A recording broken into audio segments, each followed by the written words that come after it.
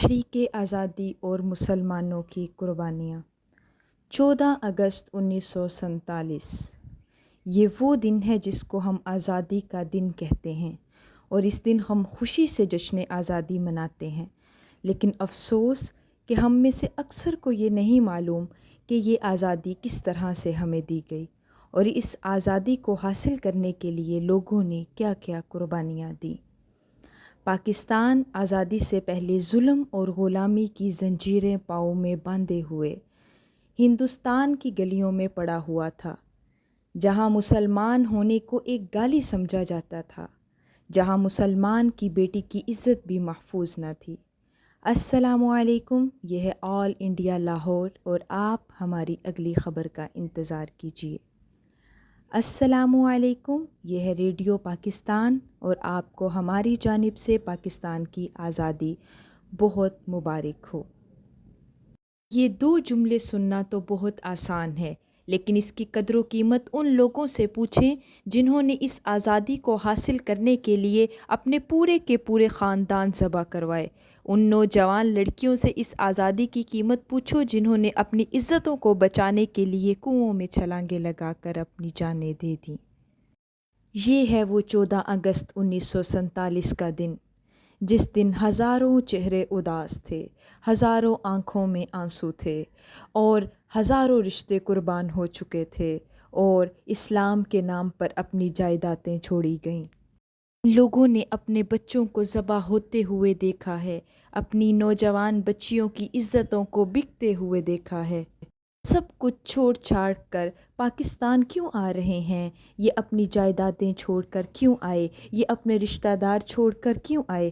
صرف اسلام کی بنیاد پر، صرف اسلام کو زندہ کرنے کے لیے۔ پاکستان اس لیے نہیں آ رہے کہ ان کی ہندوستان میں ایک فیکٹری تھی تو پاکستان میں آ کر ان کو 2 فیکٹریاں ملیں گی، ان کی ہندوستان میں جائیدادیں کم تھیں تو پاکستان میں اپنی جائیداد بڑھانے کے لیے یہ آئیں۔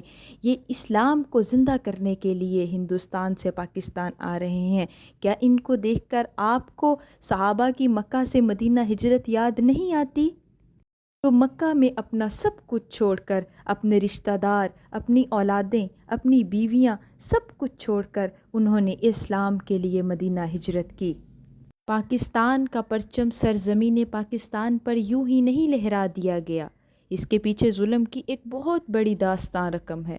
اسلام کے دشمنوں نے اسلام کو مٹانے کے لیے پوری کی پوری ٹرینوں کو جلا کر بھسم کر دیا، بوڑھے ماں باپ کے سامنے ان کے بچوں کے ٹکڑے کر دیے گئے، ہزاروں اور لاکھوں لوگوں کی لاشوں کو دریاؤں میں بہا دیا گیا، قرآن کریم کی بے حرمتی کی گئی۔ شاید ہی روئے زمین نے اس سے پہلے کوئی اتنا بڑا ظلم دیکھا ہو۔ ماں بچ گئی تو بیٹے کا پتہ نہیں، بیٹا بچ گیا تو ماں کا پتہ نہیں، باپ بچ گیا تو بیٹی کا پتہ نہیں، بھائی بچ گیا تو بہن کی عزت کا پتہ نہیں۔